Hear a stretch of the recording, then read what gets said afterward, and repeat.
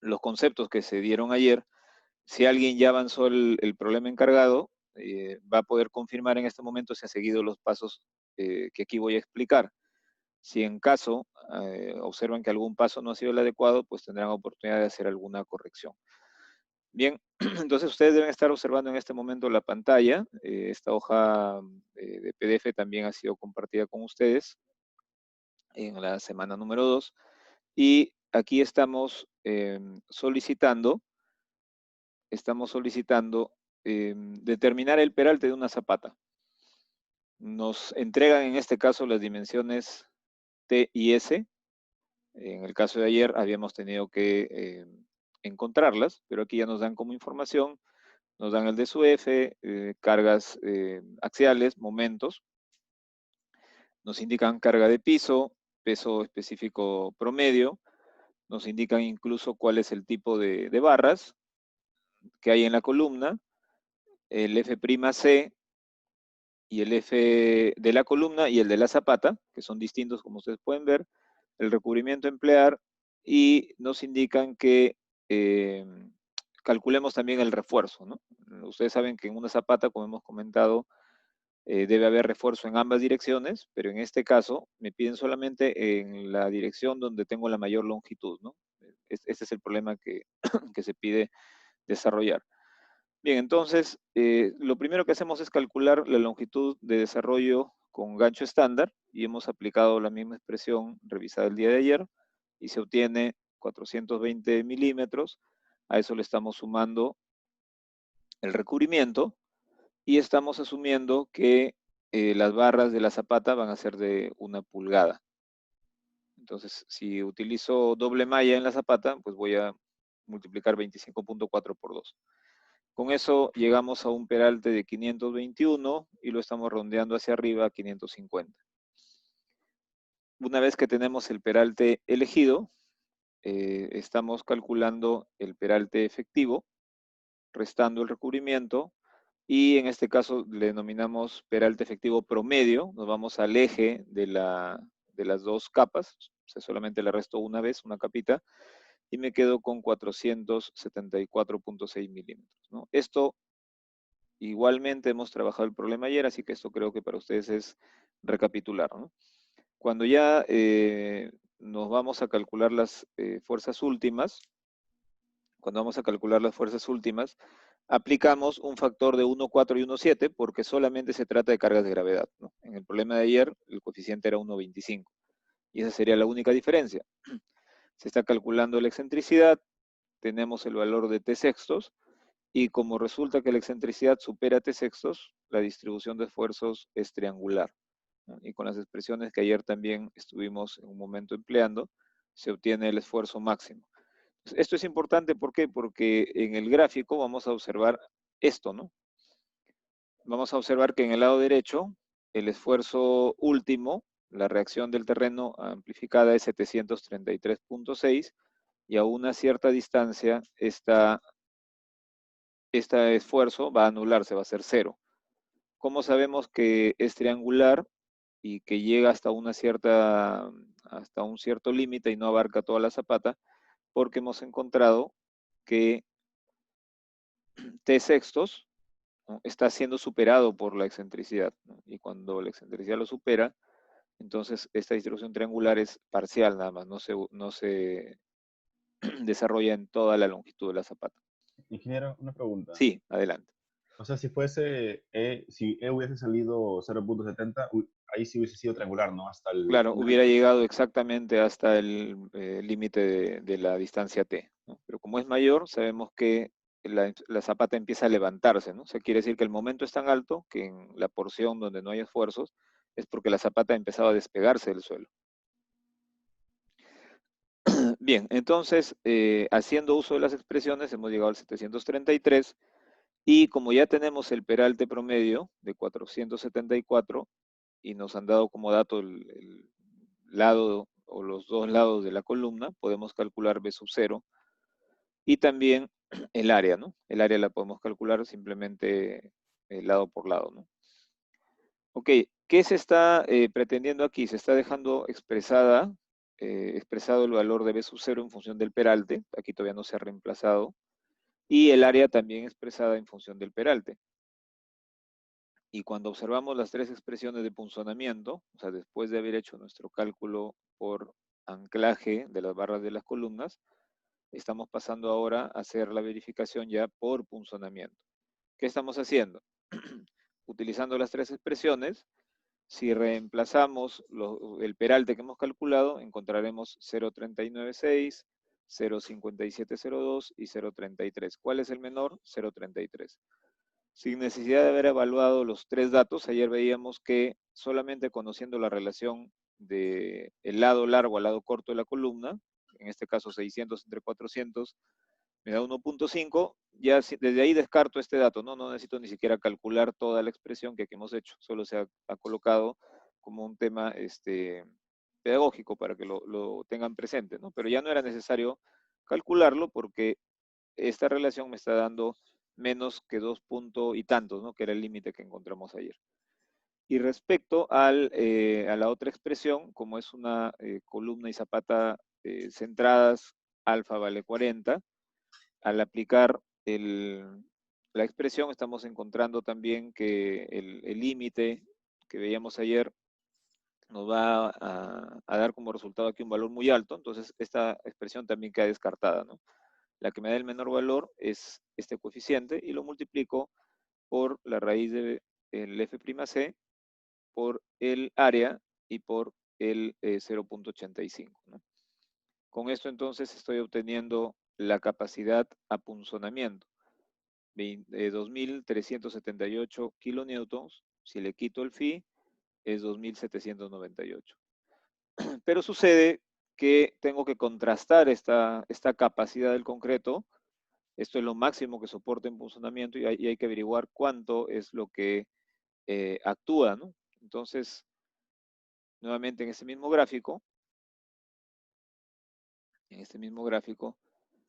ustedes tienen el valor de 733 aquí a la derecha y esta medida que aquí se acotó, 3.778, ¿no?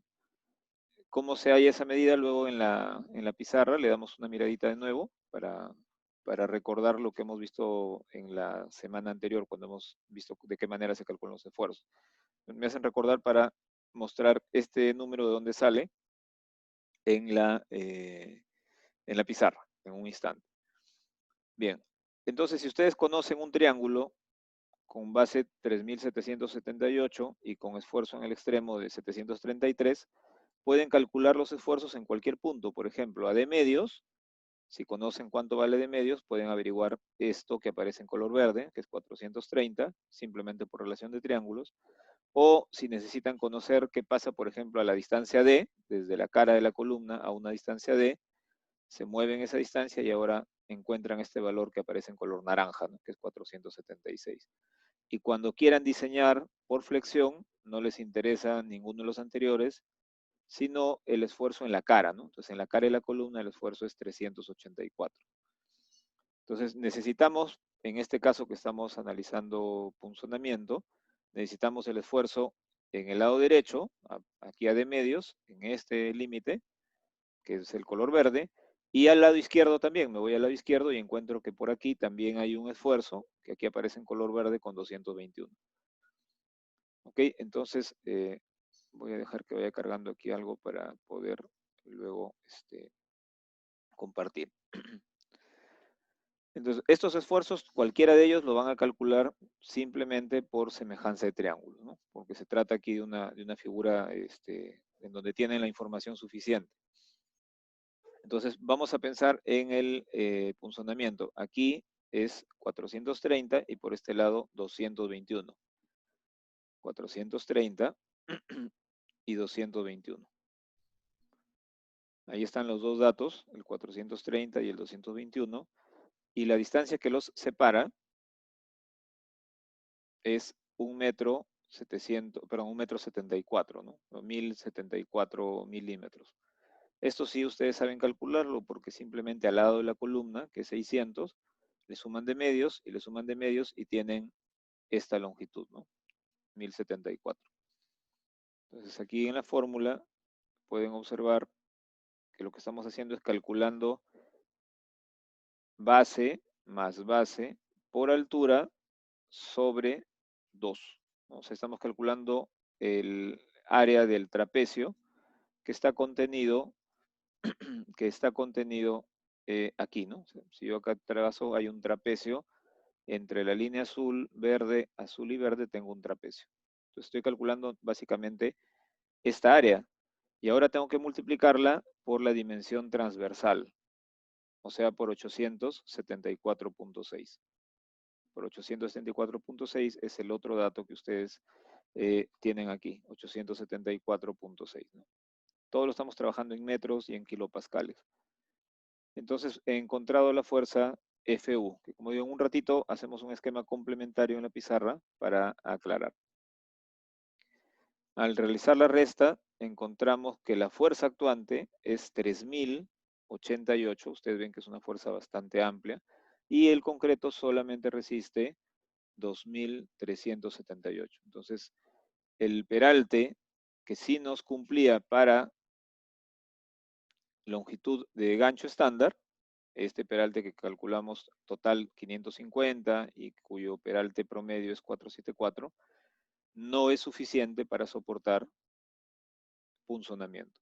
Entonces, ¿qué deberíamos hacer? Una manera es empezar a tantear, ¿no? De 550 que obtuve por aquí, perdón, lo voy a marcar, de 550 que fue el primer dato que encontré, que era, como vuelvo a repetir, por anclaje. Puedo pasar ahora, por ejemplo, a 600 y hacer el mismo procedimiento, luego a 650, luego a 700, hasta que logre cumplir este límite. Entonces, ustedes, ¿qué tendrían que hacer? Esta gráfica varias veces, ¿no? Porque el 733 no va a cambiar.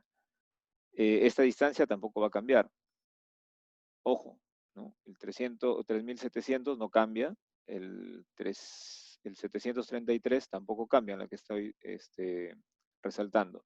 Pero el valor en el naranja, en el verde y en el verde sí van a cambiar. ¿Por qué? Porque yo voy a ir variando D, ¿no? Cada vez que haga una variación de D, o sea, cambio la altura de la zapata, va a cambiar este valor porque me voy a ir más hacia la derecha si voy creciendo D, ¿no? Solamente el valor en la cara es el que permanece invariable y que todavía no estoy usando. Ingeniero, Sí. usted ayer nos había dado una expresión, una fórmula, para hallar Ajá. directamente el T y el S, pero ese solo era para trapezoidales, ¿no?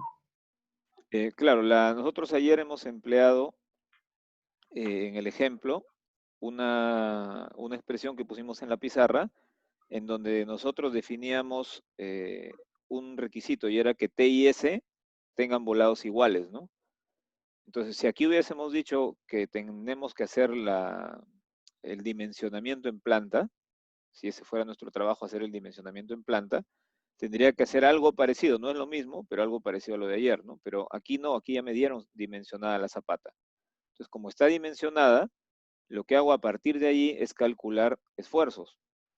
Entonces, no guarda una relación total el problema de ayer con el de hoy día en esta parte, porque en el problema de ayer solamente hemos dimensionado la zapata.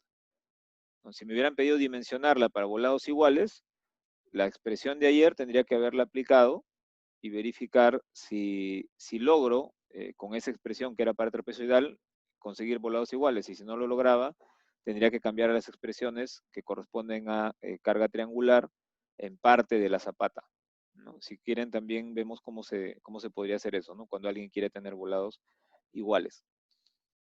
Ahora, el requisito de volados iguales es un requisito que alguna gente se lo autoimpone. En un examen yo les puedo poner, ¿no? Que sea volados iguales y listo. Pero me refiero ya en la práctica profesional, es, digamos, una condición que se autoimponen algunas personas y no es que todos tengan que autoimponérselas, ¿no? O sea, no tenemos por qué siempre tener volados iguales. Por ejemplo, un voladizo puede ser de 1 metro y el perpendicular podría ser, por ejemplo, de 1,10 m o de 1,15 m sin ningún problema. La idea es que no sean demasiado diferentes, o sea, si un lado es un 1,10, que el otro no vaya a ser 1,60. ¿Por qué? Porque ahí sí va a cambiar la distribución de fierro, ¿no? Y también lo vemos en la pizarrita en un instante. Bien, entonces hasta aquí primero, ¿tienen alguna inquietud hasta esta parte en donde hemos inicialmente demostrado que este peralte es insuficiente? ¿Tienen alguna duda, por ejemplo, sobre lo indicado? Porque como les vuelvo a repetir, los valores en color verde, en color naranja, se obtienen directamente por relación de triángulos, ¿no? Cada vez que yo cambie el peralte posible, este valor va a cambiar, ¿no?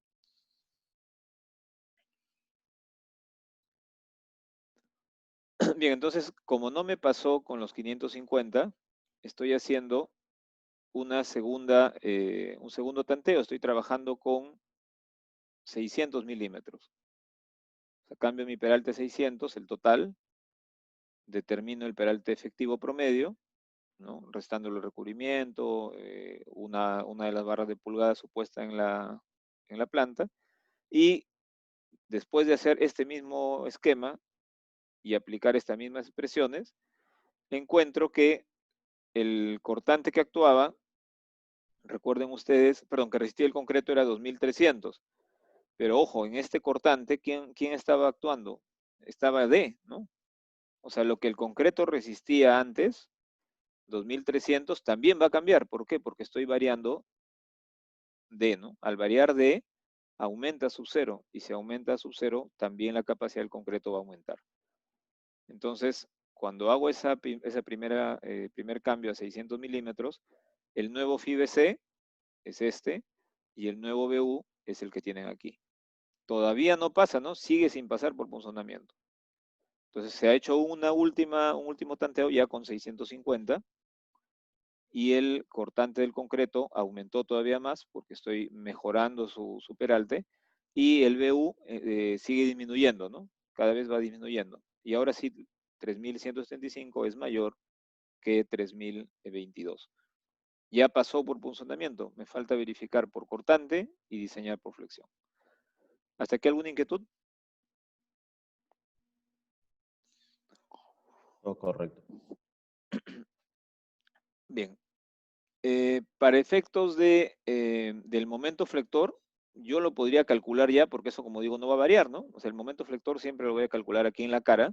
Independientemente del peralte que yo defina para mi zapata, el momento flector va a ser el mismo. La resistencia a momento flector o el área de cero sí va a cambiar, por eso no estoy haciendo, solo estoy calculando el momento último nada más. Entonces, ustedes que tienen aquí tienen un trapecio, ¿no? Un trapecio formado por esta vertical de 733, por esta vertical de 384.1 y por la línea azul y esta otra línea inclinada azul. Entonces tienen que calcular la fuerza concentrada que provoca este trapecio, sería la línea azul, ¿no? La flecha en color azul, su brazo de palanca, desde X hasta la cara de la columna, y multiplicar fuerza por distancia, y eso es todo, ¿no? Ese es el momento flector, es lo que hemos hecho aquí. Pero para simplificar hemos dividido, ¿no? Hemos dividido en un rectángulo y en un triángulo. Acá les voy a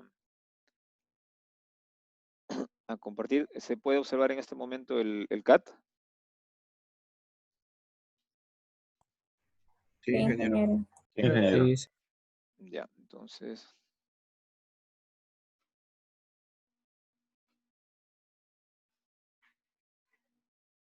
Entonces, ¿a qué nos referimos? Haciendo un esquema rápido, si esta fuera mi columna, y aquí está la zapata, tenemos un diagrama de esfuerzos que tiene esta forma. Entonces, a mí lo que me interesa averiguar es cuánto vale el momento en la sección crítica. Entonces necesito conocer, creo que este color, necesito conocer estos valores, y lo hago pues haciendo o dividiendo al trapecio en dos figuras, ¿no? Una figura es este rectángulo, entonces del rectángulo voy a obtener una carga, simplemente será base por altura, y del triángulo que queda abajo voy a obtener otra carga. Para el rectángulo, seguimos repasando aquí un poco estática, voy a tener simplemente la mitad de lado, ¿no?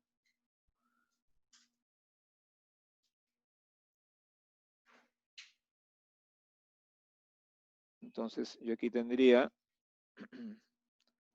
Si el voladizo es LV, LV, aquí tendría LV sobre 2, ¿no? Ese sería mi brazo de palanca para esta fuerza. Y el brazo de palanca para el triángulo. Ustedes saben que el centroide de un triángulo desde su vértice es 2 tercios, ¿no? 2 LV sobre 3. Entonces, lo único que estamos haciendo aquí es para facilitar encontrar el momento flector en la cara de la columna. Es un momento que actúa, ojo, en la zapata, ¿no? Pero lo calculamos a nivel de cara y columna. Lo único que hacen es calcular esta primera fuerza, que es el área del rectángulo, y esta otra segunda fuerza, que es el área del triángulo, cada una por su brazo de palanca.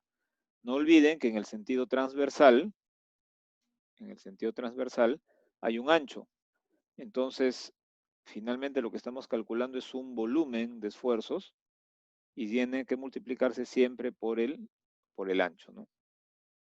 Yo diría así.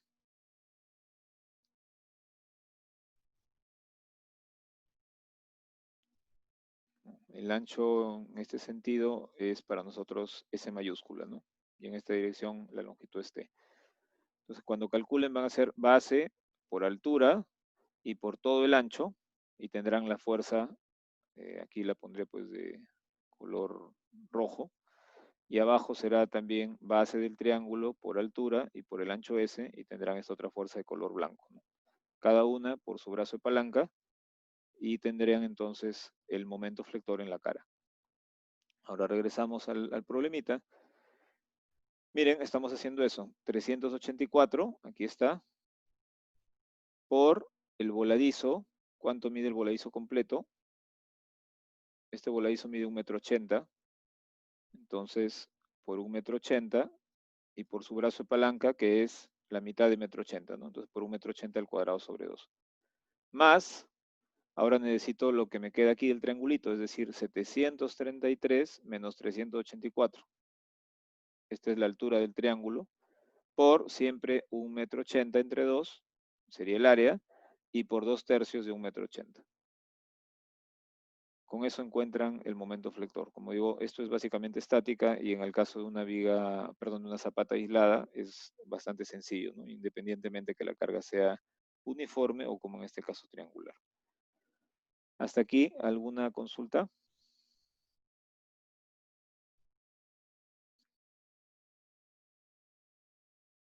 ¿Se está escuchando? Sí. Ingeniero. Ok.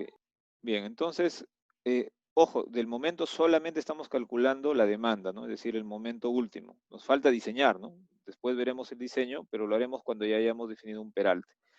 Entonces, nos estaría faltando verificar por cortante, ¿no? Ya verificamos por punzonamiento y hemos necesitado 650. Pasamos a la verificación. Aquí está con 650 y aquí están los datos que se obtienen con un peralte H de 650. Se ha restado, se ha obtenido el peralte efectivo, se ha sacado la mitad y estos son los nuevos valores. Como ven, el 384.1 en la cara sigue siendo el mismo del primer cálculo. Ese no va a variar, pues, ¿no? Los otros valores son los que cambian. Entonces ya estamos en capacidad de hacer la verificación por cortante, ¿no? Y para cortante dijimos que tengo que hacerlo primero en la dirección T, digamos, y luego en la dirección S por separado. También en este caso, ¿qué es lo que me interesa? Ya creo que es suficiente aquí el CAT para ayudarnos.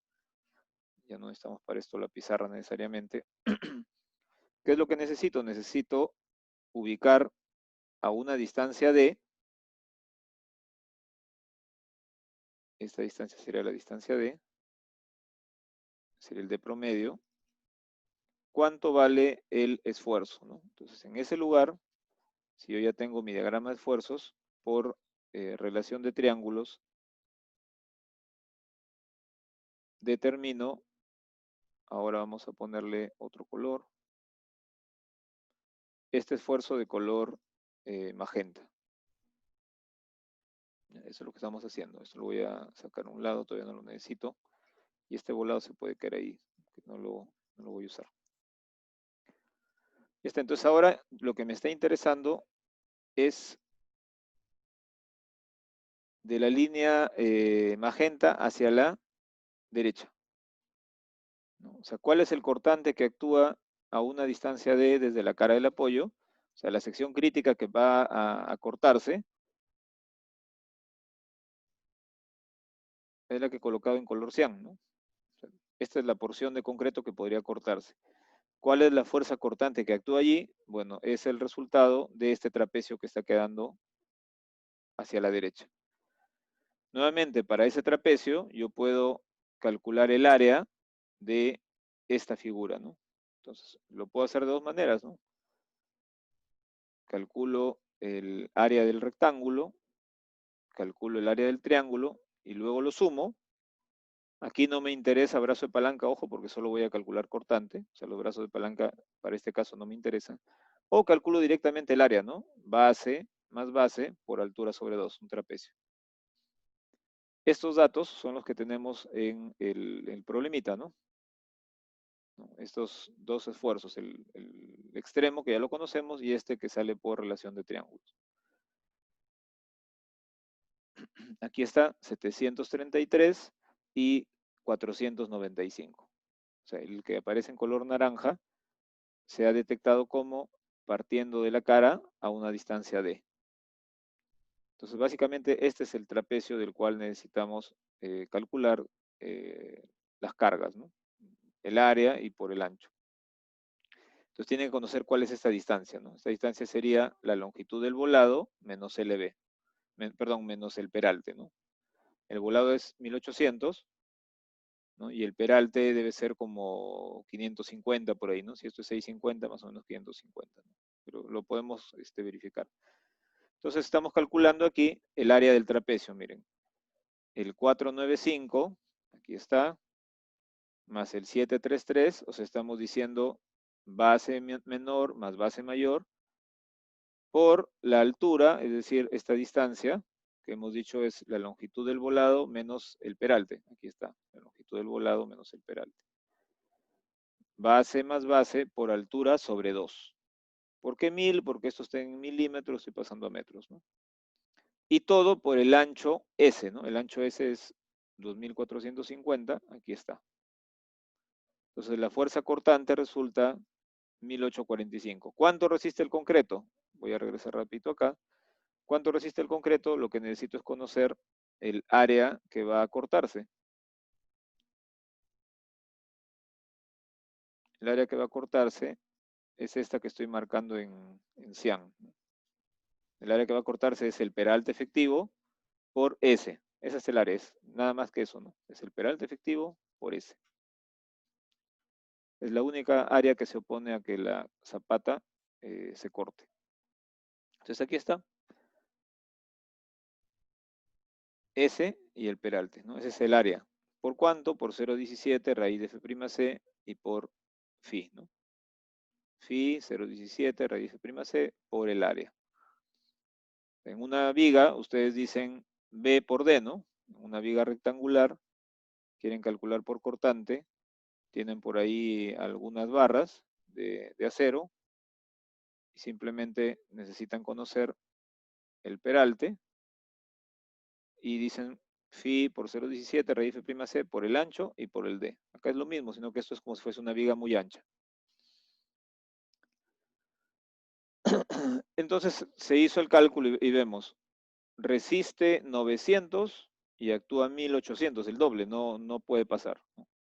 Me voy de 650 lo he hecho para 700, para 750, para 800, para 850, no pasó.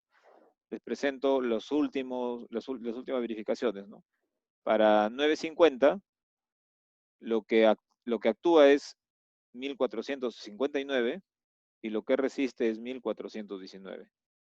Entonces todavía no alcanzo a ser mayor o igual a B1. Con 1000 recién está pasando este problema, ¿no? 1500 mayor que 1300. ¿Qué sucede en cortante? Que cada vez que varían el peralte, varía la capacidad y varía la demanda. Entonces hay que calcular ambos valores, ¿no? Aquí recién pasó por fuerza cortante y recién puedo pasar a diseñar. Entonces, les voy a dar unos 15 minutos, son las 3 en punto, 3:15, volvemos a conectarnos. Revisen, por favor, los que no hayan tenido tiempo de desarrollar el problema encomendado para su estudio, pueden aprovechar de revisar estos datos del problema que tienen en el aula virtual y verificar para que si hubiese alguna duda, pasados los 15 minutos me la hagan presente. Y los que ya avanzaron su ejercicio pueden a través de esta información contrastar, ¿no? Si han trabajado los mismos criterios y plantear algún cambio si fuera necesario, ¿no? Y a las 3:15 retomamos para que cualquiera de los participantes exprese sus opiniones o también comparta su pantalla.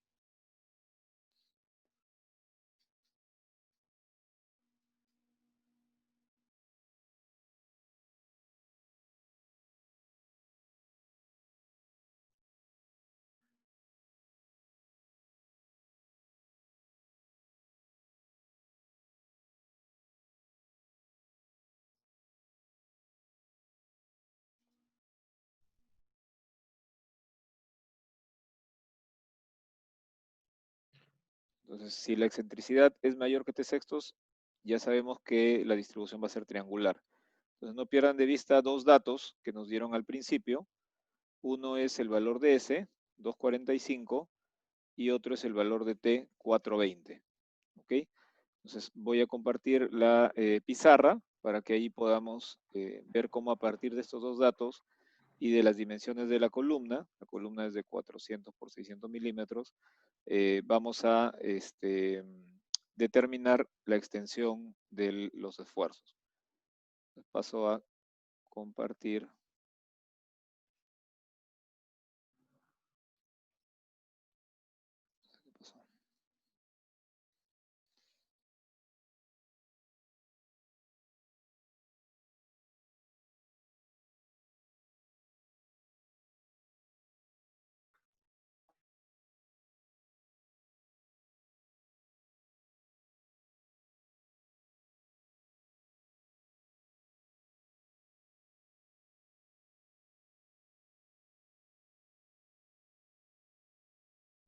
Ya está. Entonces, ¿qué es lo que sucede? Nosotros tenemos un sistema equivalente. En el sistema equivalente voy a dibujar solo la zapata. Solo la zapata. El eje. Entonces, la carga está actuando aquí, ¿no? La carga está actuando en esta posición. Lo que significa es que hay una excentricidad, que es la que me han dictado, 0,84. Esta es la excentricidad. Como la longitud de la mitad de la zapata es conocida, la zapata mide 4,20, pero la mitad sería 2,10 metros. Entonces, sin problemas, yo puedo conocer esta dimensión.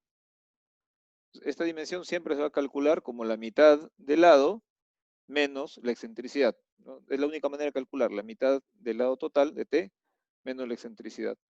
Entonces, esto nos estaría saliendo 2,10 menos 0,84. Y como habíamos indicado, esto es un triángulo, ¿no? Es un triángulo. Y el terreno está reaccionando con esfuerzos que podríamos concentrarlos también por esta reacción equivalente, ¿no? Y esa reacción equivalente cae a 2/3 de este extremo, ¿no? Entonces, si yo conozco esta medida, la multiplico por 3 y tengo la extensión que estaba buscando, ¿no? Esta extensión que quería buscar simplemente será 3 veces esto. 3 veces 2,10 menos 0,84. ¿Ok? Entonces, esa es la dimensión. Ayer, cuando al principio tuvimos un error en el cálculo y asumimos que nuestra distribución era de este tipo, habíamos usado esta expresión, habíamos dicho 1,78. 3 veces t medios. Hay un audio que han levantado un audio, por favor, si lo pueden apagar, menos e. Esta distancia le llamamos generalmente L'. O sea, observando en planta, voy a quitarle 0,40 aquí. Esta es la porción de la zapata que va a trabajar. Es una porción parcial en donde esta medida es la que hemos denominado, por ejemplo, L'. Es esta dimensión ¿Alguien me estuvo dictando cuánto salía?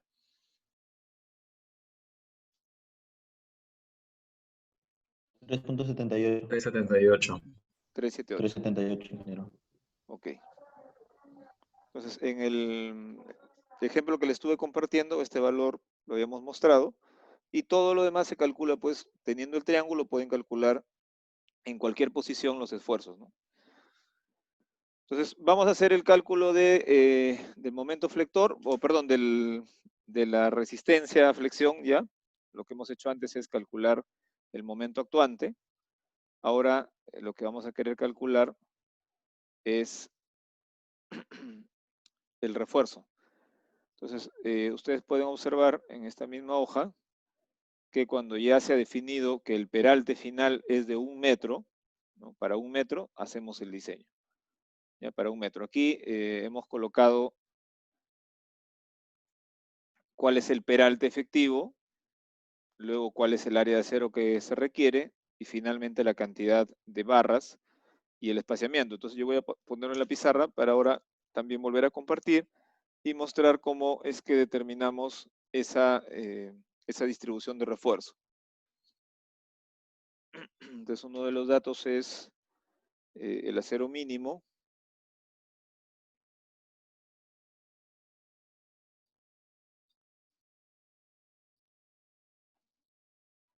Hemos trabajado con un ancho de 24,50.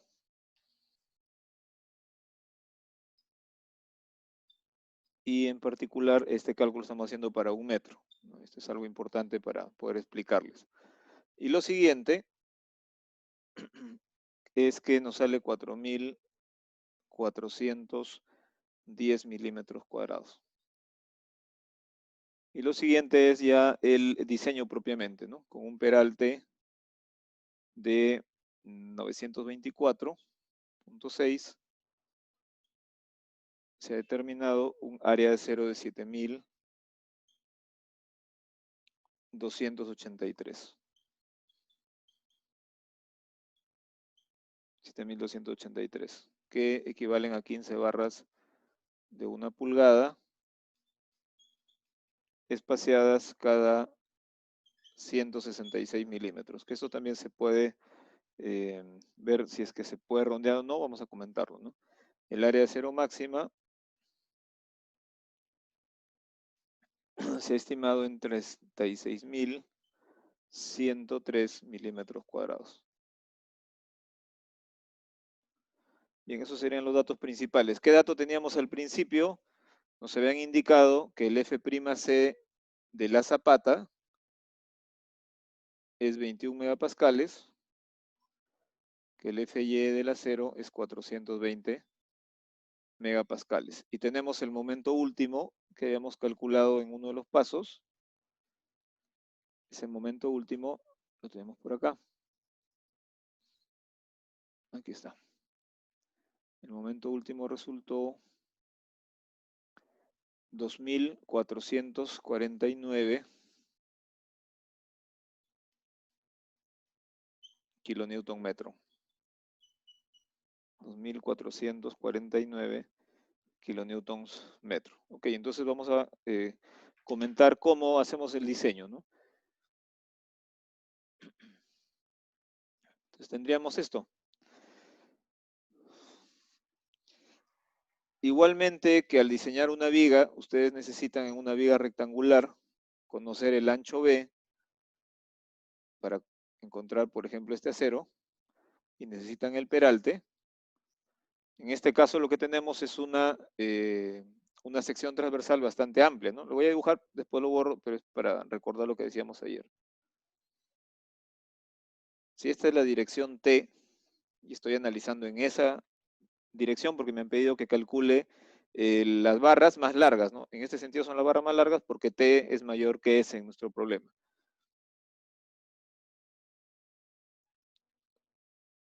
Ante las cargas verticales, esta zapata tiende a flexionarse de esta manera. Entonces lo que queremos calcular son las barras que van a ir debajo, porque aquí habría tracción y arriba tendría compresión. La manera de formarse me da rápidamente a entender qué va a suceder. Es como cuando ustedes tienen una esponja, un colchón, y pisan, ¿no? Esta parte se hunde. Esta parte que se hunde, donde ustedes están colocando la carga, está en compresión, y la de abajo, si estuviese libre, estaría en tracción. Entonces, cuando diseño, mi sección de diseño es esta, ¿no? En lugar de escribir B, voy a escribir S, ¿no? Y las barras las voy a calcular aquí. El peralte D es el peralte que ya hemos indicado. Entonces, se trata del diseño de una sección en flexión similar al de una viga. ¿En qué se diferencia? Primero, en el acero mínimo. Esta viga tenía una expresión de acero mínimo, dependiendo si es la norma peruana o la CI, de 0.22 raíz de F'C sobre Fy por BW y por D, ¿no? En otra norma dice 1.4 entre Fy, por ejemplo, ¿no? A ese mínimo por BW y por D. Entonces, estas expresiones, sí. ¿En qué capítulo de la norma está el acero mínimo? Lo compartimos en un instante, no recuerdo ahorita el capítulo exacto, está entre el 8 y el Ya, 10, ya, pero lo reviso ahí y se los muestro, ¿no? Pero decía esto, ¿no? gracias. Estos aceros mínimos que tenemos aquí son aceros mínimos para una viga, ojo. Para una zapata, este acero mínimo no aplica. Si yo le coloco este acero, va a salir una cantidad enorme de acero. Entonces, en el mismo capítulo que se habla de aceros mínimos, lo vamos a ver en un instante, tenemos el acero mínimo para zapatas o incluso para losas. Sean losas o sean zapatas, el acero mínimo es distinto. Y acá lo hemos escrito, ¿no? Ahora, este 0018 no se aplica en todos los casos, sino cuando se cumplen ciertas condiciones. Vamos a revisar con ustedes la norma para que ustedes vean cuándo usamos 0018, ¿no? De cuantía. Esa es la cuantía mínima en zapatas y en losas. Pero luego evaluamos un poquito más profundamente esto. Ok, entonces yo podría hacer esto. Podría calcular el área de acero que necesito para todo el S, para el S total, y comparar este resultado con el acero mínimo también considerando todo S. O sea, aquí en lugar de 1000, yo podría colocar en vez de esto, podría colocar S. Entonces, si aquí me sale, por ejemplo, 2000 y en el mínimo me sale 4000, mande el mínimo, ¿no? Eso es, si quiero comparar directamente, tiene que ser para un mismo ancho.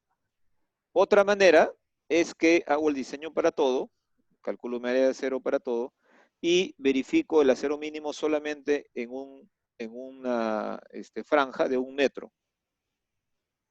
Eso es lo que hemos hecho aquí, es la otra manera, ¿no? De las dos maneras les tiene que salir lo mismo al final, ¿no? La misma distribución de refuerzo. Pero trabajo con esta franja nada más. Una consideración adicional, ¿no? Yo puedo trabajar con el peralte, ¿no? O sea, por ejemplo, acá 1000, y esto recuerdan que hay un valor de 1000 que hemos encontrado a esta altura. Entonces yo podría calcular 1000 por 1000 y para esa área le aplico el 0018. Y la otra forma es que trabaje 1000 por S es 2450 y estoy calculando con todo, ¿no? Las dos maneras son válidas, ahora lo vamos a explicar allá. Una inquietud, cuando ustedes calculaban el acero mínimo en concreto, aquí la fórmula les decía BW por D. O sea, el acero mínimo era función del peralte efectivo. Pero cuando aplican acero mínimo a losas o a zapatas, aquí, a losas o zapatas, el peralte que uso es el peralte total, el H. No uso el D hasta las barras, sino el H. Por eso aquí hemos colocado el valor de 1000. Perdón, este S, ojo, este S es aquí. Y este es el peralte H de la zapata. Ya. Por ahí hay algún libro que se utiliza mucho, que tiene algunos problemas de zapatas. Es el libro del ingeniero Roberto Morales, pero hay un error, ¿no? Cuando calcula el peralte, H, coloca D, ¿no? Coloca D por error. También vamos a ver en la norma, que la norma les indica que es con la altura total, ¿ya? Entonces yo aquí podría poner 2450 o podría poner 1000, ¿no? Si quiero calcular para 1 metro o para todo el ancho.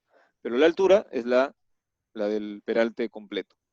Bien, eso es todo lo que hay que recordar de vigas, ¿no? Que hay unas fórmulas que aplican solo a vigas. Y el acero máximo sí es la expresión idéntica, ¿no? Para calcular acero máximo, la expresión que empleo es la misma en vigas o en zapatas, ¿no? si es una sección rectangular, es decir, ¿no? Este es un rectángulo. Ingeniero, ¿y usted cuál recomienda? ¿Tomarlo por un metro cuadrado, por un metro nada más o todo? Es lo mismo, ¿no? Pero que simplifique y que todo abrevie todo por un metro. Bueno, yo le recomendaría trabajarlo para todo el ancho y comparar el área de acero total del ancho contra el área del diseño, ¿no? Contra este 7.283, el total. Otros lo que hacen es, hacen el diseño, sacan la distribución del fierro y recién ahí comparan para un metro, ¿no? Es la otra manera.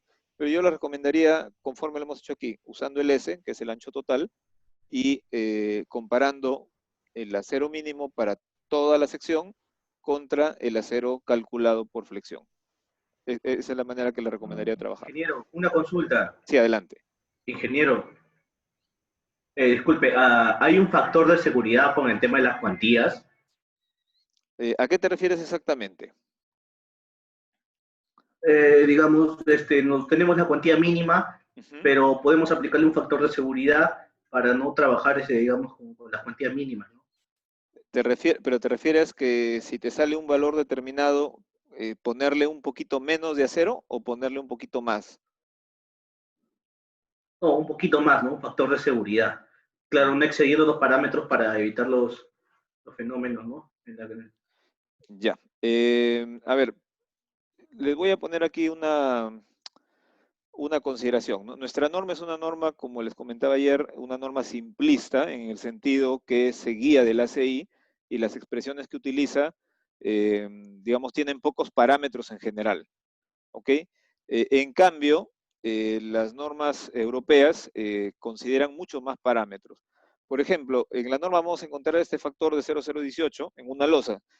Les voy a poner yo un ejemplo, ¿no? Imagínense que alguien hace un vaciado de una losa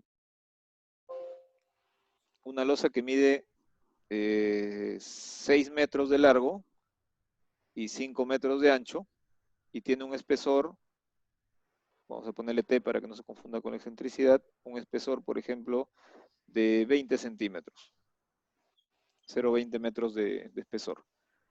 La norma me va a decir, colócale 0,018 de cuantía. Como cuantía, esta mínima, ¿qué objetivo cumple? Controlar la retracción, también llamada contracción, ¿no? Uno de los dos términos son equivalentes, cualquiera de ellos, y efectos de temperatura. En las losas aligeradas, los 5 centímetros superiores llevan unas barras de 6 milímetros, cada 25 espaciados, cada 25 centímetros, justamente cumplen el efecto de controlar la retracción o contracción del concreto y efectos adversos de temperatura. Entonces, es el mismo objetivo. Si eso está expuesto al sol, por ejemplo, ¿qué va a hacer el sol? Que esto tienda a estirarse. Si es que está libre de moverse, simplemente va a alargarse alguna fracción de milímetro o algunos milímetros y listo. Pero el concreto va a tender a fisurar. Para que el concreto no fisure es que le colocamos refuerzo de tal manera que se evite ese problema. Pero ¿qué sucede, por ejemplo, cuando esta losa tiene aquí, digamos, un gran muro de concreto muy rígido, por acá otro muro de concreto muy rígido, igualmente por aquí otro muro de concreto con alguna rigidez, igual acá, ¿no? Vamos a suponer que por aquí incluso hay algún muro adicional y otro aquí. Cuando hay cambio de temperatura, esta losa que intenta crecer, intenta alargarse, no lo puede hacer de manera libre porque estos elementos le impiden parte de esa deformación. Lo mismo sucede al revés. Imagínense que esta losa ya ha sido construida, ha fraguado y todo, y ahora más bien hay una baja de temperatura. Han construido esto en verano y en invierno la temperatura cambia a 10 grados, 12 grados. ¿Qué le va a pasar a esta losa? Va a querer reducirse. Y al querer reducirse, como está confinada por estos elementos, está restringida, perdón, no confinada, sino restringida, lo que va a hacer es que, digamos, esta porción se reduzca hacia allá y esta porción se reduzca por aquí y va a aparecer no una, sino varias fisuras importantes. Nuestra norma peruana no nos dice qué cuantía le coloco en esos casos. Solamente nos dice así, ¿no? Colócale esta cuantía. Ojo, si hay restricciones, tómalas en cuenta. y no les dice más. Si nos vamos al Eurocódigo, sí vamos a encontrar una serie de requisitos en función del espesor, de los elementos restrictivos, y cuando hablo de retracción y contracción, vamos a tener que ingresar a expresiones que consideren la humedad atmosférica. Por ejemplo, vaciaste concreto, empieza a secar, cuál es la radiación solar, cuál es la humedad en el lugar, qué velocidad del viento tienes, y según esos coeficientes yo hago mi diseño, ¿no? Entonces, hay procedimientos mucho más analíticos y hay como estos que son así muy rígidos, ¿no? Muy rápido, me entregan algún valor, y para salvarse la norma me dice, ¿sabes qué? Toma en cuenta factores como por ejemplo la restricción, pero no me dice cómo, ¿no? Entonces, si yo quiero encontrar cómo, tendría ya que entrar a revisar información, digamos, de investigación mucho más detallada, ¿no? Que no lo vamos a encontrar en un libro de principio del concreto básico, ¿no? Cualquier de los libros de McCormack, MacGregor, Naui, Winter, etcétera. Los libros que normalmente empleamos son libros que por muy voluminosos que sean, lo que contienen son los principios básicos de diseño en concreto armado, o se llaman así también fundamentos básicos, que es lo que intentamos trasladar en estos cursos, ¿no? Pero aplicaciones más profundas se requiere ya entrar a revistas de journals, ¿no? Donde se hagan investigaciones particulares sobre algún caso especial, ¿no? Entonces, cuando me dicen este valor de cuantía, ¿existe algún factor de seguridad? Realmente la norma no me da más, me dice usa este valor. Si yo tuviese que aplicarlo a una losa muy restringida, probablemente le coloque 0020 o 0022. Y si, por ejemplo, se tratase de una piscina muy grande y que está expuesta al sol, a veces está con agua, a veces sin agua, aquí yo le colocaría en lugar de 0018, 0030, por ejemplo. Entonces ahí pueden ir en una estructura que contiene agua, nos podemos ir al ACI 350, por ejemplo, es un documento especial, y en el ACI 350 van a tener otras cuantías para elementos contenedores de líquidos, por ejemplo, ¿no? Si quiero diseñar un silo, existe el ACI, me parece que es el 440, ¿no? Tenemos cerca de una centena o dos centenas de ACIs para cada tipo de estructura en particular. Nosotros aquí estamos estudiando básicamente edificios. Sí.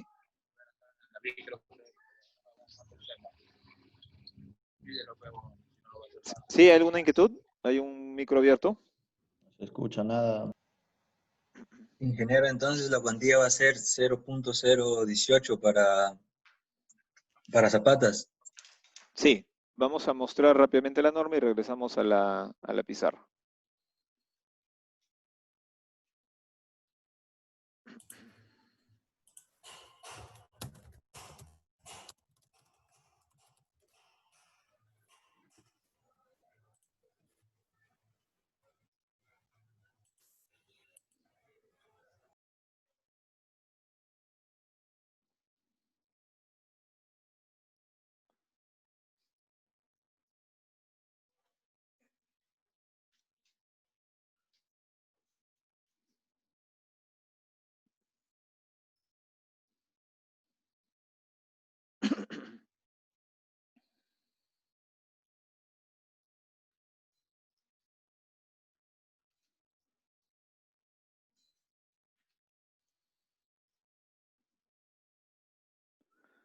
Y aquí vamos a revisar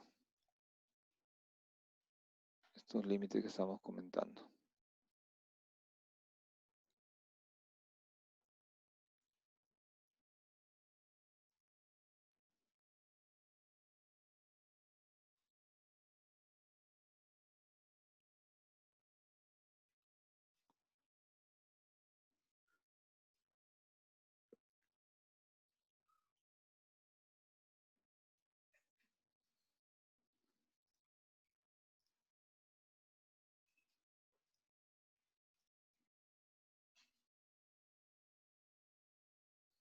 ¿Me confirman que están observando, por favor, la norma? Sí. Ingeniero. Ok, entonces acá Sí, ustedes ingeniero. pueden leer, aquí pueden leer lo siguiente. Refuerzo por cambios volumétricos. Este capítulo, o perdón, este numeral 9.7, ¿dentro de qué capítulo se encuentra en la norma? lógicamente dentro de un capítulo 9, pero ¿qué título tiene ese capítulo, no? El numeral 9.7 está dentro de aquellos requisitos para servicio, ¿no? Acá lo van a Y observar ustedes. resistencia.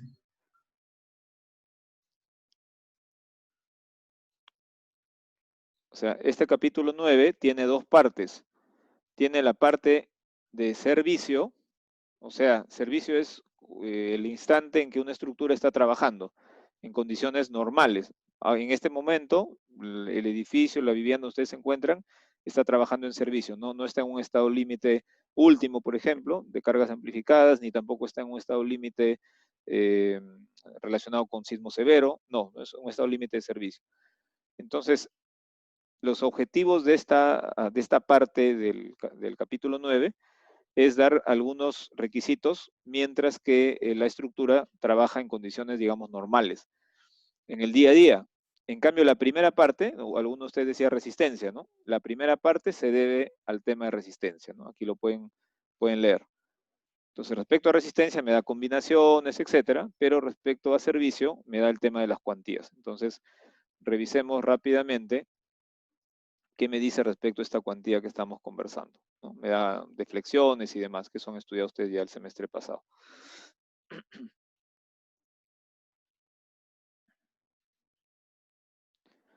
¿Qué es lo que se busca? Se busca controlar efectos de retracción, se refiere a retracción por secado. Cuando ustedes colocan concreto fresco, el concreto inicia un proceso primero de fraguado, donde pierde agua, y después sigue endureciendo durante 28 días hasta que alcanza su estabilidad volumétrica. En todo ese recorrido de tiempo, en todo ese rango de tiempo, se produce la retracción, y la temperatura es por efecto de cambios de temperatura, nos referimos, ¿no? Cambios externos de temperatura que afectan al concreto. Y aquí ustedes leen losas, ¿no? O sea, este texto, así como está de manera directa, está hablando de losas, ¿no? Más adelante vamos a ver dónde figura el tema zapatas. Entonces, miren, yo utilizo 0018 siempre que el FIE sea de 420 o más. O sea, si el FIE fuera menor, no puedo utilizar este 0018. ¿Qué más? ¿Qué otra información debo tener en cuenta? Se tratan de barras corrugadas. Si, por ejemplo, tuviese acero liso, no puedo emplear este límite. Tendría que usar el de arriba, 0025. ¿Por qué? Porque entre el acero liso y el concreto no hay una adherencia, digamos, importante. Entonces, ¿cómo suplo esa falta de adherencia entre una barra lisa y el concreto? Aumentándole la cuantía. Cuando la barra es corrugada, puedo reducir a 0018. ¿Qué otro límite tengo? La separación. No puede estar más espaciada que 400 milímetros. ¿Qué otra condición? Puedo colocarlo en una o en dos caras. Ya también lo vamos a discutir ahora en la pizarra. Y cuando existan movimientos de temperatura restringidos, ¿no? O sea, hay elementos alrededor que no me permiten una libre contracción o una libre dilatación, cualquiera de las dos cosas. Bueno, simplemente me dice, considera el artículo 823, 9210, y ahí les dice, toma en cuenta en tus combinaciones, pero no les dice cómo calcular, ¿ok? Nuestra norma en ese sentido dice muchas cosas por ahí, pero no muestra cómo hacerlas necesariamente. Bien, lo siguiente es que si voy a colocar este tipo de acero, es necesario que pueda alcanzar la fluencia. Significa que tenga también longitud de desarrollo. Así como el fierro vertical de la columna, ustedes han visto que el fierro vertical debe anclar en la zapata, igual este acero que es horizontal tiene que quedar anclado en la misma zapata, ¿no? Ya vamos a mostrar cómo. Esto es un requisito. Estábamos comentando que cuando se refieren a valores mínimos, tenemos otros datos para lo que son vigas, ¿no? Entonces aquí, por ejemplo, ustedes pueden leer en el artículo, o en el numeral 10.5.1, que tenemos una expresión para calcular el acero mínimo, ojo, excepto zapatas y losas macizas. O sea, acá nos está diciendo que esto nunca lo coloque en zapatas. ¿Por qué? Porque me va a salir mucho acero, ¿no? Es demasiado. Es una forma. Esto ustedes lo han usado para vigas. La segunda forma es la fórmula que coloqué en la pizarra, con el 0022, Pero esta solo aplica cuando la sección de viga es rectangular o T con ala en compresión. Esta expresión no puede aplicar en otra forma distinta de sección. Solo aplica para rectangulares y secciones T. Esa es la segunda manera. Y la tercera manera es la que leen aquí, ¿no? Hay una tercera forma. ¿Qué me dice por acá? En losas estructurales y zapatas, que antes no las mencionó, acá por fin ya las menciona, que tenga espesor uniforme, el acero mínimo debe cumplir con 9,7, lo que acabamos de ver, 0,018. ¿Ok?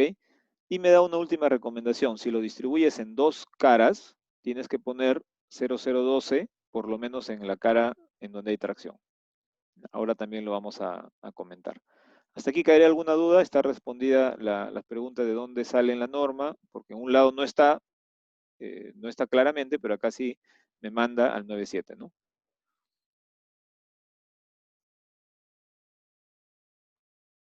¿Algo más? Todo claro, ingeniero. Ok, entonces volvamos a la pizarra. Nos ha faltado verificar lo que es acero máximo, pero eso ustedes ya lo han empleado en el semestre pasado. Entonces, aquí de manera, digamos, directa, ¿no? Quiero averiguar cuál es el área de acero, ¿no? ¿De dónde salió este valor? Ustedes tienen esta expresión, ¿no?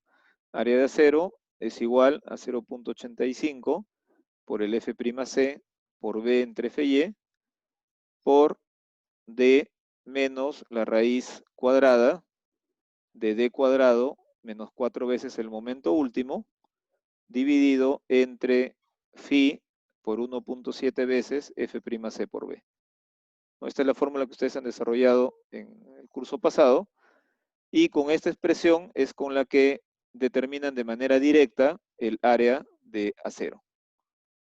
¿No? Salvo que me haya equivocado en algún factor, a ver, verifiquen ustedes, 0,5 C por B, D menos D cuadrado, está completo, está completo. Pues esta fórmula, ¿de dónde sale? De aquellas otras que revisaron primero. Ustedes revisaron que el valor de A, el bloque de compresión es equivalente, es AS Fy entre 0,85 F'C por B, y que el momento último tiene que ser menor o igual al momento reducido, es decir, 0. Bueno, Phi lo voy a dejar con Phi por AS Fy por D menos A medios. ¿No? Esto es lo que vieron en la semana número 3 o número 4 del curso pasado, ¿no? Donde aprendieron a diseñar vigas. Estas dos fórmulas, si yo las integro, saco una expresión cuadrática y esta sería una fórmula equivalente que me va a dar exactamente el mismo resultado. Algunos trabajan iterando estas, es muy tedioso, no tiene sentido, sino basta que apliquen esta expresión. Entonces, ¿de dónde sale el área de acero? Salió de esta expresión, ¿no? Que es válida para vigas, para zapatas, etcétera, siempre que sean rectangulares, ojo. Ya, siempre que sean, esto es para una sección rectangular, ¿no? Esto es para una sección rectangular. Si es una sección T, esta fórmula podría no servir, ¿no? Y si tiene otra geometría, definitivamente hay que hacer un análisis más detallado. Entonces, esto lo dejo ahí de todas maneras para que tomen nota si es que no la han empleado recientemente. Estas las tienen en cualquier libro, lo primero que revisan, ¿no? Lo siguiente, ¿cómo calculo el acero máximo? También para una sección rectangular, dirían así, ¿no? El acero máximo es el 75% del acero balanceado. Y el acero balanceado lo calculan con 0,85 por beta 1 por F'C entre Fy por 600 entre 600 más Fy. Por BW y por D. Nuevamente, esta fórmula solo sirve para secciones rectangulares, jamás para otro tipo de sección. Entonces, el 0,75 es el que está aplicándole el límite a la cuantía balanceada, ¿no? Porque esto es el área de acero balanceado. Por 0,75 tienen el acero máximo. También es aplicación directa de lo que ustedes han visto en vigas. Nos faltaría ver esto, ¿no? Cómo calculamos la separación. ¿Hasta ahí alguna inquietud?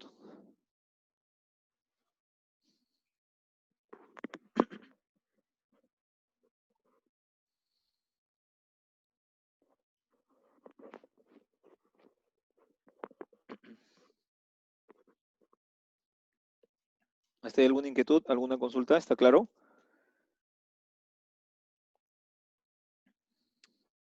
Beta 1, recuerdan que depende del tipo de concreto, ¿no?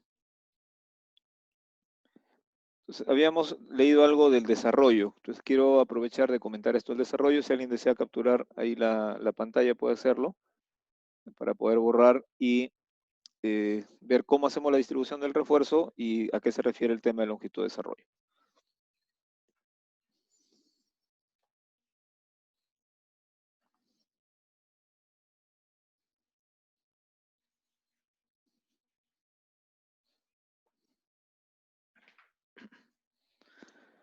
A ver, si yo tengo una zapata, supongamos que fuese esta, y aquí está la columna.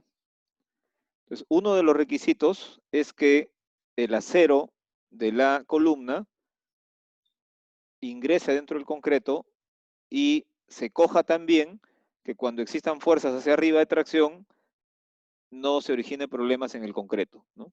Ni en la barra, en ninguno de los dos. La forma que nosotros tenemos en proceso constructivo es colocarle unas patas para darle estabilidad, ¿no? Cuando el fierro no tiene concreto, un fierro que es inestable, ¿no? Entonces le colocamos patas y además aprovechamos porque de esta manera esta longitud es más corta, ¿no? Porque si tuviera que ser recta necesitaría más longitud todavía. Entonces, dentro de la zapata está anclando ¿quién? El fierro de la columna. Entonces, en la fórmula que hemos empleado, tengo que utilizar el F'C de la zapata, ¿no? Estoy averiguando el acero de la columna, estas es barras de la columna,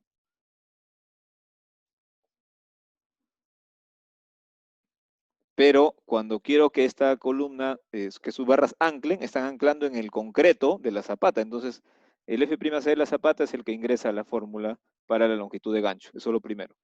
Segundo, decíamos que si coloco acero mínimo o acero por flexión aquí, también tiene que cumplir con la longitud de desarrollo. Entonces, me voy a poner al otro lado y voy a graficar, por ejemplo, vamos a quitarle un poquito esto. Voy a graficar, por ejemplo, esta barra de color azul. Esta barra que estoy colocando es la barra que va a soportar la flexión que actúa en esta zapata. Esta es la zona sometida a tracciones, porque hemos dicho la zapata se deforma así. Esta es la manera en que se va a deformar la zapata. Entonces por aquí van a aparecer fisuras, pues, ¿no? En la zona de tracción. Por acá ya mucho menos. Eso es lo que se esperaría, que abajo haya tracciones, por eso ahí le coloco el fierro. Entonces yo les pregunto, ¿cuál es la sección crítica? Estamos haciendo el análisis y hemos visto que la sección crítica es esta cara. Calculo el momento que producen los esfuerzos, calculo el momento en esta cara, y me salió este fierro.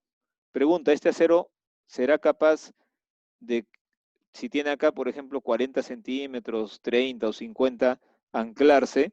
Supongamos que esta barra es una barra de 1 pulgada de diámetro. ¿Se acuerdan? Ya hemos calculado qué pasa con la barra de pulgada. ¿Cuánto necesitaba de peralte? Como 70 centímetros, ¿no? Lo que hemos calculado ayer. Entonces, si esto es 50, ¿será posible que desarrolle? Normalmente, cuando la distancia del voladizo es muy corta, voy a lograr que este fierro desarrolle, ¿cómo?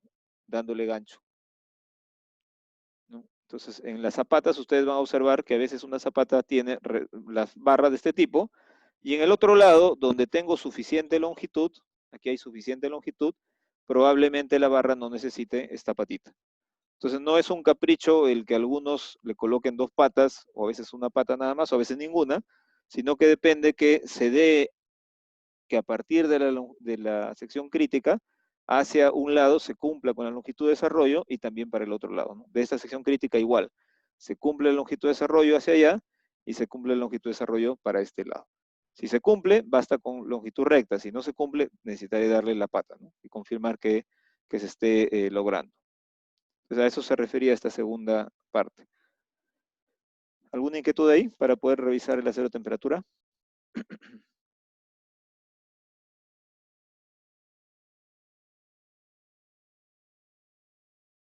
Comprendido, ingeniero.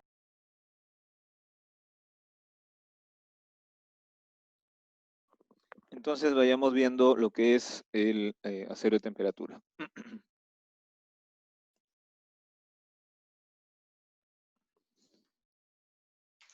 A ver, ¿qué necesitamos aquí? Al aplicar la expresión 0018 por el ancho de la zapata y por el peralte, obtengo 4.410, es el total. El total lo puedo comparar contra el acero que encontré aquí, ¿no? Aquí he encontrado 7.283. Entonces, el acero obtenido por flexión es mayor que el acero por temperatura. Entonces me voy a quedar con este, ¿no? Este va a ser el acero que voy a colocar. Si me hubiera salido distinto, al revés, esto fuera 4.000 y acá 7.000, pues con este acero tengo que distribuir en la zapata. Entonces empiezo por hacer mi distribución. Vamos a dibujar una planta cuyo ancho es 2.450 milímetros. Cuando coloque la barra extrema, esta por ejemplo, y la otra barra extrema aquí en planta, estamos viéndolo en planta, voy a poder calcular qué distancia hay desde el límite de la zapata hasta el eje de la barra, y en esta parte también, desde el límite de la zapata hasta el eje de la barra. Entonces lo primero que hacemos es eso. Nos habían dado como dato en el problema un recubrimiento. Voy a regresar rápidamente al problema para leer lo que nos decían respecto al recubrimiento. Creo que fueron 50 milímetros. Sí, 50 milímetros. Entonces, de los 2.450,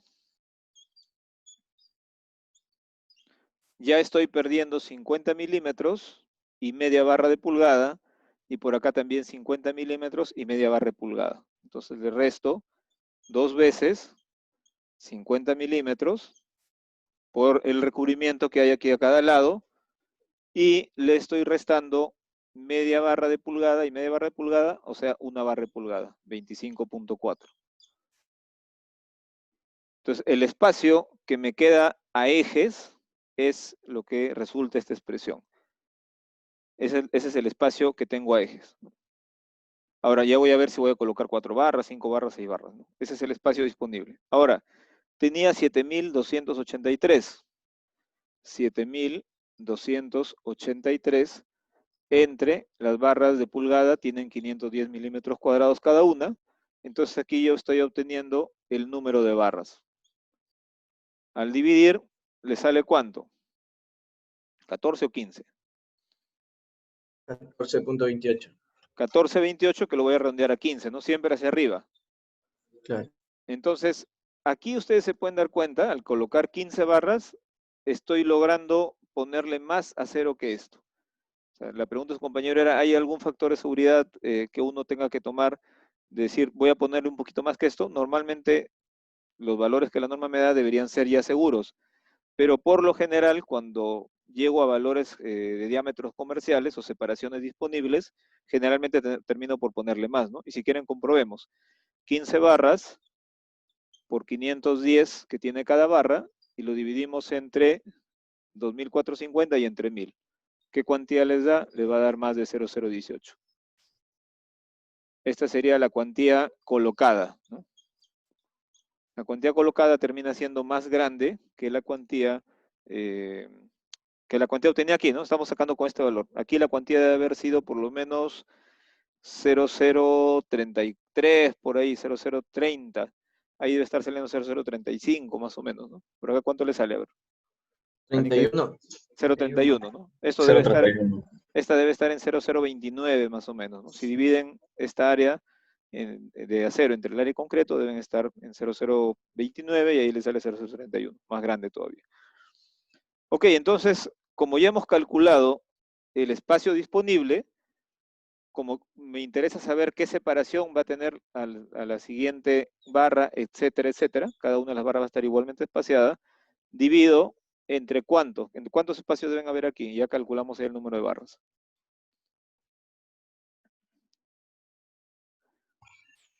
14. 14 espacios. Entre 14, ¿no? Hay 15 barras, pero solamente son 14 espacios. Entonces aquí entre el número de barras menos 1, ¿no?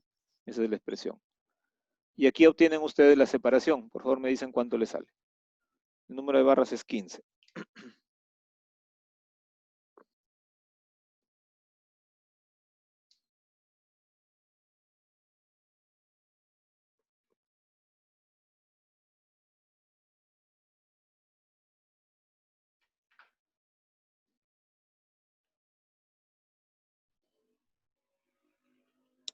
¿Alguien lo calculó? 166.04. Ok, Milímetros. aquí está el dato, ¿no? Lo que habíamos indicado en el problema, ¿no? Ahí lo hicimos en 2 renglones, los resultados prácticamente, pero la manera de obtenerlo es a través de este procedimiento. Entonces, algunos prefieren en el plano escribir esto. Voy a hacer el planito aquí, el plano en planta, dibujan esta barra y dicen 15 barras de 1 pulgada, por ejemplo. Y ya asumen que la persona que trabaja el fierro, quien habilita, le va a dar espaciamientos iguales, ¿no? Otros, en lugar de esto, colocan fierro de 1 pulgada cada. Si le ponen 166, se va a volver loco el trabajador. Entonces lo que hacen es redondearlo hacia abajo, cada 150. ¿No? Cada 150 milímetros o cada 15 centímetros, como quieran. Esa es la otra manera en que alguno lo pone. Pero en obra, finalmente el que vea esto, en obra va a ver que no llega y lo va a espaciar un poquito más y va a terminar poniéndolo como nos ha salido, ¿no? Entonces, cualquiera de las dos formas. El libro del ingeniero Roberto Morales aparece de esta manera. Él le pone una mezcla de ambas. Dice 15 barras de 1 pulgada cada 166, dice él, por ejemplo, ¿no? O sea, no quiere decir que acá hay 15 y a 166 otras 15 y otras 15. No, lo que él intenta decir ahí es, hay 15 barras y entre ellas están espaciadas 166 milímetros. Entonces, hay libertad en realidad en esto porque no existe una norma, digamos, para el trazo de planos que sea una norma obligatoria. Sí existe alguna norma propuesta aquí en Perú, ¿no? Por INACAL, pero no hay una norma obligatoria en cuanto al trazo de planos. Entonces, podríamos utilizar alguna de esas nomenclaturas. ¿Cómo lo harían en otro país? Por ejemplo, en Estados Unidos, escribirían barras, como son de pulgadas, son barras número 8, espaciados cada, en este caso son milímetros, ¿no? 166 milímetros. Si me traen un plano de Japón, va a decir así también, ¿no? Barras número 8, quiere decir 8 octavos, 1 pulgada, cada tanto. Entonces son nomenclaturas que utilizan en distintos lugares y que es importante conocer cualquiera de ellas, ¿no? Aquí en Perú, más usamos esta nomenclatura que está en rojo. Pero con el tiempo va a tender a esto uniformizarse con respecto a países cercanos o países de otras latitudes, ¿no? Que guardan más o menos el mismo tipo de normatividad y criterios que nosotros. Bueno, faltaría indicar la barra en la otra dirección, el procedimiento es el mismo. El ancho en este caso va a ser el valor de T. El acero de temperatura también lo van a calcular con T y harán la verificación. ¿Por qué decíamos nosotros que nos interesa tener volados iguales algunas veces? Porque decimos que algunas personas se ponen esa exigencia. Pensemos solamente de manera gráfica y exageremos un poco para que se note, ¿no? Cuando aquí abajo tengo una distribución de esfuerzos debajo de la zapata, por ejemplo, uniforme, y esta es mi longitud de volado, por ejemplo, 2 metros, y esta, por ejemplo, es 1 metro, y esta carga es BW, ¿cuál será el momento con el que voy a diseñar aquí? Voy a llamar la sección 1.1. El momento en 1.1, momento último, en la sección 1.1 será W por L al cuadrado sobre 2. Negativo, ¿no? Y, perdón, positivo. Y en la sección 2.2, momento último en 2.2, será W por L, en este caso 1 metro, al cuadrado sobre 2. Si ustedes se dan cuenta, el momento en la dirección 1, ¿no? En esta dirección, para la sección 1, es 4 veces más grande que este otro momento.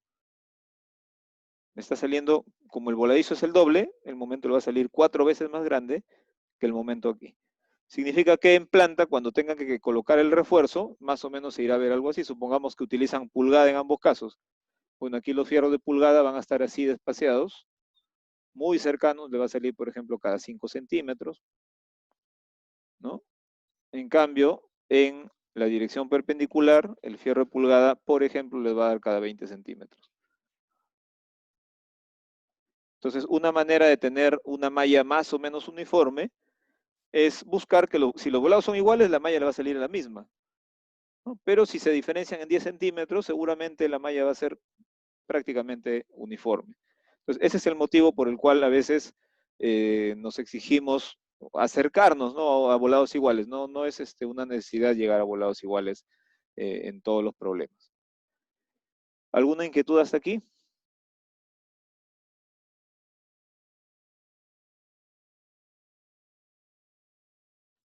¿Algún comentario, por favor?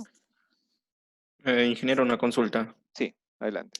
Le digo, al inicio del ejercicio usted asumió que ya teníamos la varilla de 1 pulgada. No sé si también, por ejemplo, en otro ejercicio podríamos asumir otro tipo de diámetro de varilla. Miren, para efectos de su diseño profesional, ustedes tengan en cuenta que son ustedes los que en base a los conocimientos y a las limitaciones normativas van a disponer qué tipo de barras trabajar.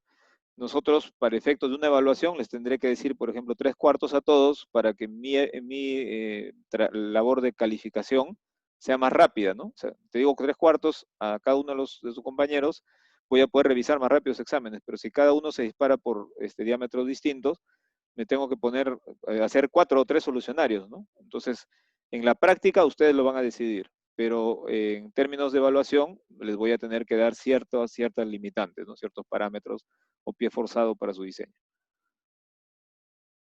Ok, gracias. Ingeniero, disculpe. Sí, adelante. La próxima semana va a ser el examen, ¿verdad? Sí, El próximo tenemos la jueves. componente 1. Quisiera saber, o si es que nos puede explicar el tema, cómo va a ser la evaluación, si va a ser en Excel o tenemos que desarrollar a mano, le enviamos las capturas, Ya, para al menos estar, prepararnos, ¿no? sí, a ver, les explico. La evaluación va a tener una parte en donde tienen que responder a preguntas a través de marcar una alternativa o dos, ¿no? Y otras 2 o 3 preguntas que son donde ustedes tienen que escribir el concepto referente al cual se les pregunta.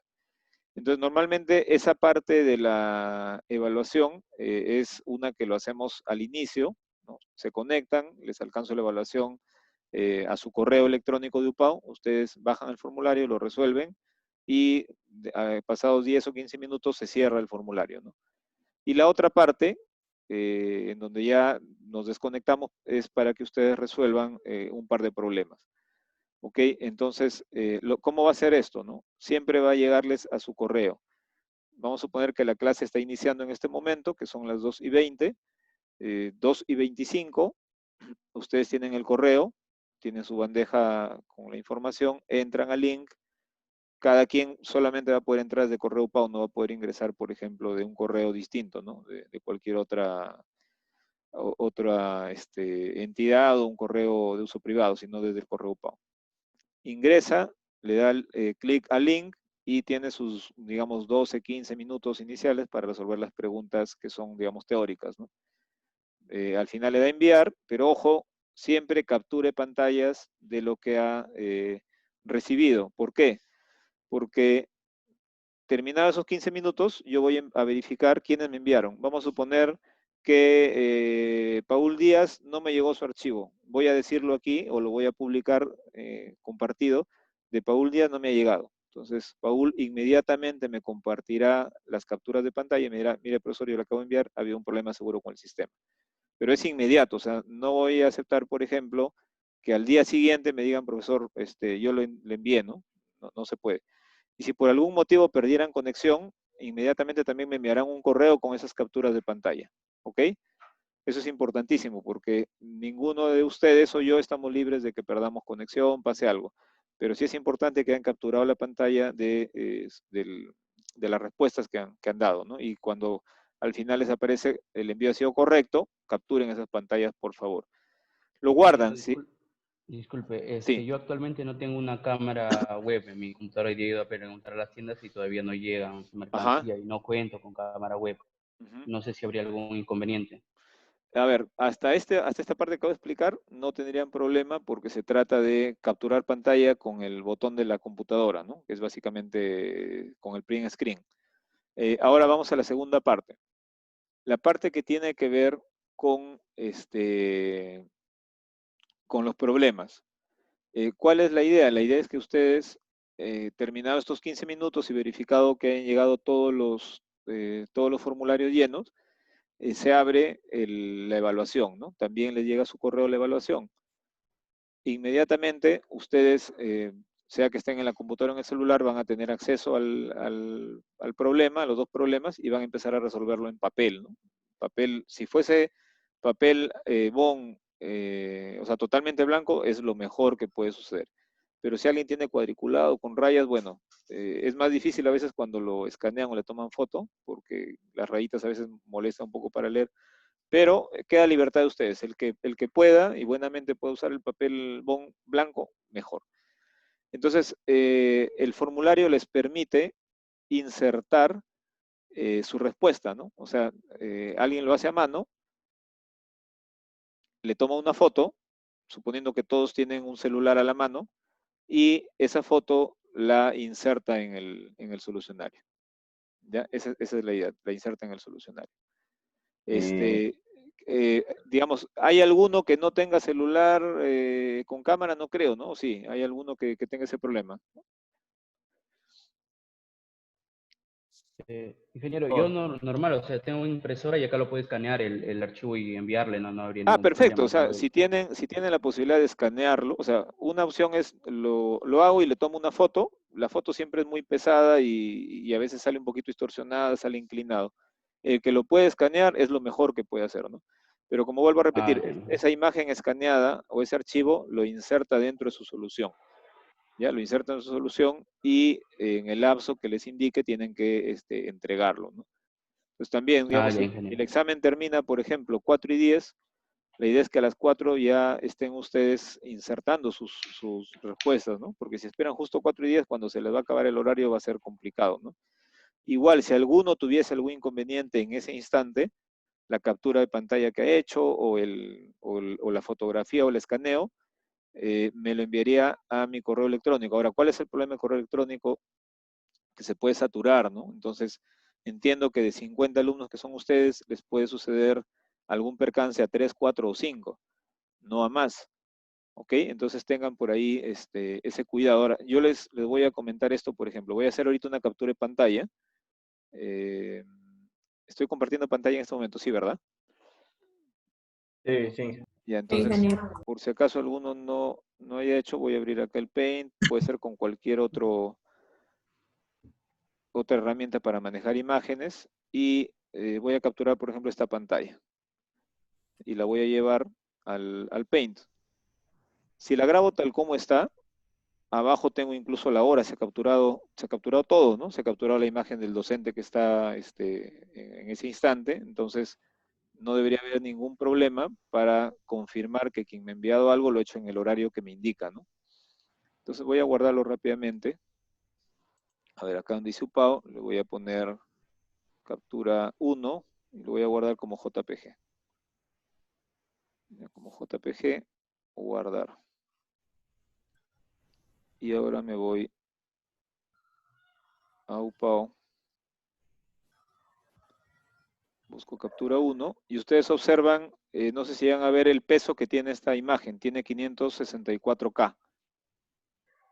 Ya tiene 564K. A veces toman fotografías y sale de 3000K, o sea, sale o de 5000 o 20000, incluso a veces sale 20 megas, ¿no? Si esto fuera muy pesado, entonces por favor cambien el tamaño, ¿no? Lo voy a abrir de nuevo con Paint y lo voy a reducir, aquí cambiar tamaño. Y en cambiar tamaño le pongo, por ejemplo, al 50%. Y ahora lo vuelvo a grabar, ¿no? Guardar como, le vamos a llamar captura 2. Y esto, como ven, no me ha demorado más de 10 segundos hacer esta reducción, ¿no? O sea, esto deberían hacerlo en los últimos 10 minutos para evitar que tengan problemas. Y vamos a ver a cuánto se ha reducido, ¿no? O sea, de 564 ha pasado a 200K. O sea, ya es menos pesado. Y si yo lo abro, sin problemas puedo leerlo, ¿no? O sea, no se ha perdido nitidez, ¿no? Entonces, eso por favor practíquenlo, tengan cuidado con el editor de imágenes que quisieran emplear, aquel que le va a tomar una foto o va a capturar una pantalla, para que cuando me envíen al correo no me vayan a saturar el correo, no me envíen imágenes de 10 megas o de 20, porque ya me enviaron así, por si acaso, en otra universidad que estoy dictando, y los alumnos a veces están 1 hora y media intentando cargar y no cargan, ¿no? Ese cuidado básicamente es el que les pido tener.